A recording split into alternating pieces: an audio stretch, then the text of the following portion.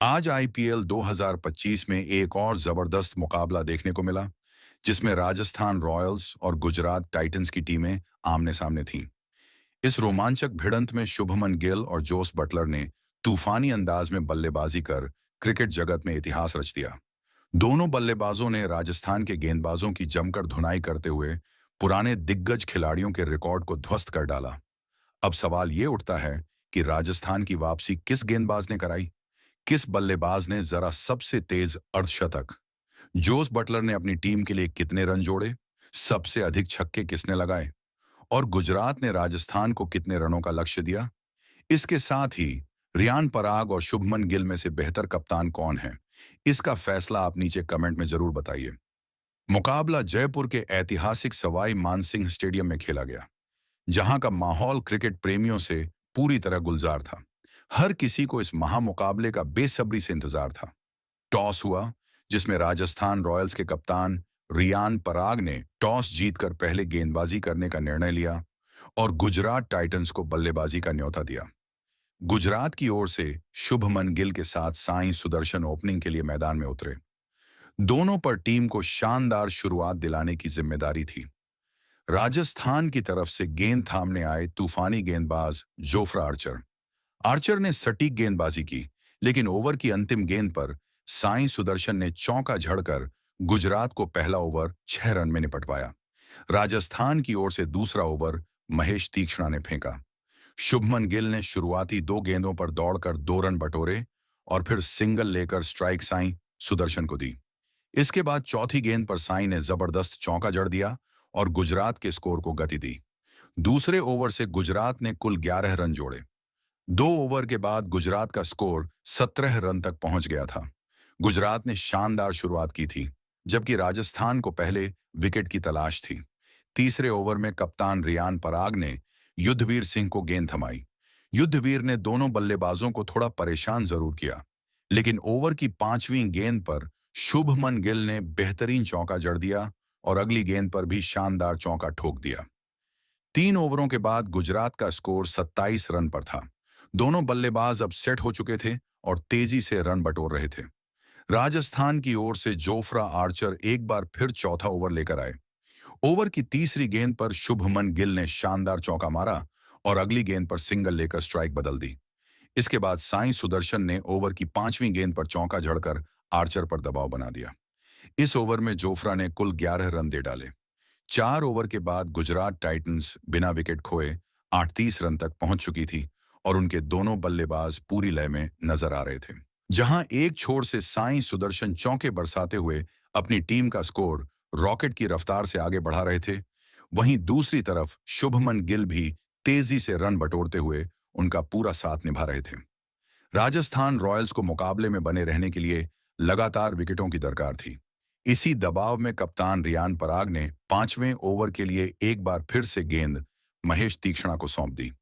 Over की दूसरी गेंद पर साई सुदर्शन ने जबरदस्त चौका जड़ दिया और फिर दोनों बल्लेबाजों ने सिंगल और डबल के जरिए इस ओवर से कुल 9 रन बटोरे। 5 ओवर के बाद गुजरात टाइटंस का स्कोर 47 रनों पर पहुंच चुका था। गुजरात का स्कोर तेजी से आगे बढ़ रहा था और दोनों बल्लेबाजों के बीच गहरी साझेदारी बनती दिखाई दे रही थी। दूसरी ओर राजस्थान के गेंदबाज लगातार असफल हो रहे थे, जिससे कप्तान रियान पराग खासे परेशान नजर आ रहे थे। पावर प्ले का अंतिम ओवर आते ही राजस्थान ने गेंदबाजी में बदलाव किया और इस बार संदीप शर्मा को गेंद थमा दी गई। संदीप शर्मा ने आते ही घातक गेंदबाजी का नजारा पेश किया और दोनों सेट बल्लेबाजों को बुरी तरह परेशान कर दिया। साई सुदर्शन और शुभमन गिल को संदीप की गेंदों को समझने में खासी मशक्कत करनी पड़ी। संदीप शर्मा ने छठे ओवर में महज 6 रन ही खर्च किए, हालांकि वे भी विकेट निकालने में नाकाम रहे। 6 ओवर के बाद गुजरात का स्कोर 50 रनों के पार चला गया था और राजस्थान अब तक कोई सफलता नहीं हासिल कर सका था। कप्तान रियान पराग 4 गेंदबाज आजमा चुके थे, लेकिन एक भी विकेट उनके हाथ नहीं आया। पावर प्ले खत्म होते ही 7वें ओवर में कप्तान खुद गेंदबाजी करने उतरे, लेकिन साई सुदर्शन और शुभमन गिल ने उन पर जबरदस्त हमला बोल दिया। रियान पराग के ओवर की तीसरी गेंद पर शुभमन गिल ने ऊंचा छक्का जड़ते हुए गुजरात के स्कोर को और तेजी से आगे बढ़ाया। इस ओवर में दोनों बल्लेबाजों ने मिलकर कुल 14 रन जोड़ डाले, जिससे राजस्थान पर दबाव और बढ़ गया। 7 ओवर के बाद गुजरात का स्कोर बिना कोई विकेट गंवाए 67 रनों तक पहुंच गया था।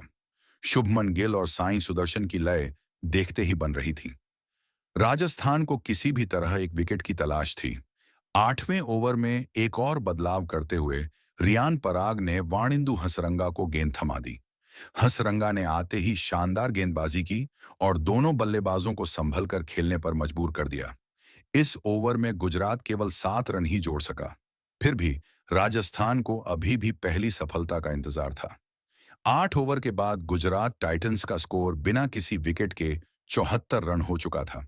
9वें ओवर में फिर से कप्तान ने गेंदबाजी में बदलाव करते हुए युद्धवीर सिंह को आक्रमण पर लगाया, मगर इस बार भी नतीजा उल्टा पड़ा। शुभमन गिल ने ओवर की पहली गेंद पर चौका लगाया, फिर दूसरी गेंद पर दौड़कर 2 रन पूरे किए। तीसरी गेंद पर सिंगल लेकर स्ट्राइक साई सुदर्शन को दी और फिर आखिरी गेंद पर साई ने तूफानी शॉट खेलते हुए शानदार चौका जड़ दिया। युद्धवीर सिंह ने इस ओवर में 13 रन लुटाए। 9 ओवर की समाप्ति पर गुजरात का स्कोर 97 रनों तक पहुंच गया था और दोनों बल्लेबाज पूरी तरह हावी हो चुके थे। 10वें ओवर में एक बार फिर गेंद वाणिंदु हसरंगा के हवाले की गई। हसरंगा ने कसी हुई गेंदबाजी की और इस ओवर में शुभमन गिल ने दौड़कर एक रन लिया, जिसके साथ उन्होंने महज 29 गेंदों में अपना अर्धशतक भी पूरा कर लिया। इस ओवर से गुजरात ने सिर्फ 5 रन जोड़े। 10 ओवर के बाद गुजरात का स्कोर 92 रन पर था, जबकि राजस्थान की टीम अब तक एक भी विकेट नहीं निकाल पाई थी। गुजरात का स्कोर तेजी से आगे बढ़ता जा रहा था। 11वें ओवर में महेश तीक्ष्णा ने कमाल की गेंदबाजी करते हुए दूसरी ही गेंद पर साई सुदर्शन को रियान पराग के हाथों कैच आउट कराकर इस खतरनाक साझेदारी को तोड़ दिया। साई सुदर्शन ने 29 गेंदों में 49 रन बनाए। उनके आउट होते ही जोस बटलर बल्लेबाजी के लिए मैदान में आए। 11 ओवर के बाद गुजरात का स्कोर 97 रन था। 12वें ओवर में रियान पराग ने फिर से संदीप शर्मा को गेंद थमाई। संदीप की चौथी गेंद पर शुभमन गिल ने शानदार छक्का जड़ दिया, जिससे गुजरात का स्कोर और तेज गति से आगे बढ़ा।